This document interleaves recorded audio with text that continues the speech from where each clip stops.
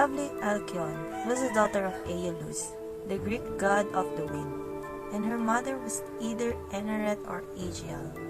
She was a devoted wife of CEYX, king of Stratus. In central Greece, CEYX ruled his kingdom with justice and peace. ALCYONE and CEYX were admired by gods and mortals alike for their physical beauty, as well as the profound love that they had for each other. They were so happy in their marriage that they used to often playfully call one another Zeus and Hera. This infuriated the chief of the gods, who regarded it an audacity. Zeus waited for the proper time to punish the arrogant couple who dared to make themselves comparable to gods. CEYX was still in mourning over his father's death and deep in trouble over some ominous signs that have observed. So he decided to consult the oracle of Apollo at Calypso in Ionia. ALCYONE, however, tried to dissuade her husband from his decision to travel through the dangerous seas to consult the oracle. She reminded him of the danger from the fury of the winds, which even her father, the god of the winds, often found difficult to control.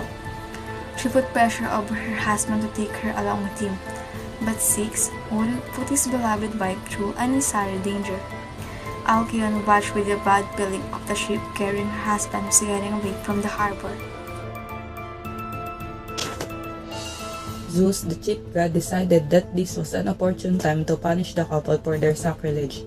He launched a thunderbolt that raised a furious hurricane, engulfing the ship, which began to sink. CEYX realized that the end had come for him, and before he got drowned, he prayed to the gods to allow his body be washed ashore so as to enable his beloved ALCYONE to perform the funeral rites.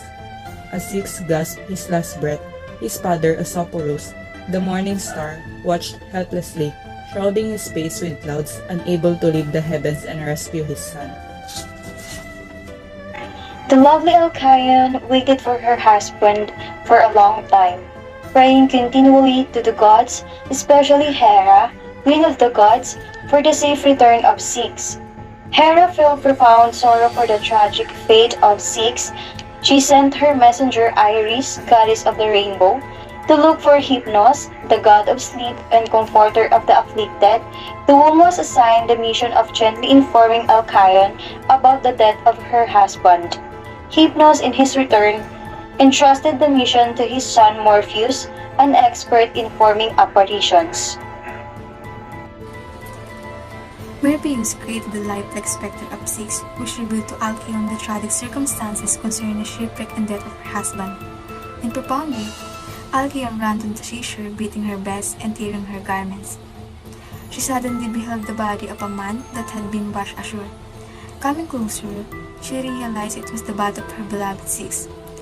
After performing the last rite and unable to continue living without her husband, ALCYONE threw herself in the body and got drowned, determined to join her husband in the land of the dead. The gods on Olympus were profoundly affected by the tragic fate of ALCYONE and CEYX, as well as their wonderful love for one another, which not even the frost giants of death could extinguish. In order to atone for his rash action that was responsible for this tragedy, Zeus transformed the couple into Halcyon birds or kingfisher. The phrase Halcyon Days owes its origin to the beautiful myth of ALCYONE and CEYX. According to the legend, for 2 weeks every January, Aeolus, father of ALCYONE, calms down the wind and the waves so that ALCYONE, in the form of a kingfisher bird, can safely make her nest on the beach and lay her eggs.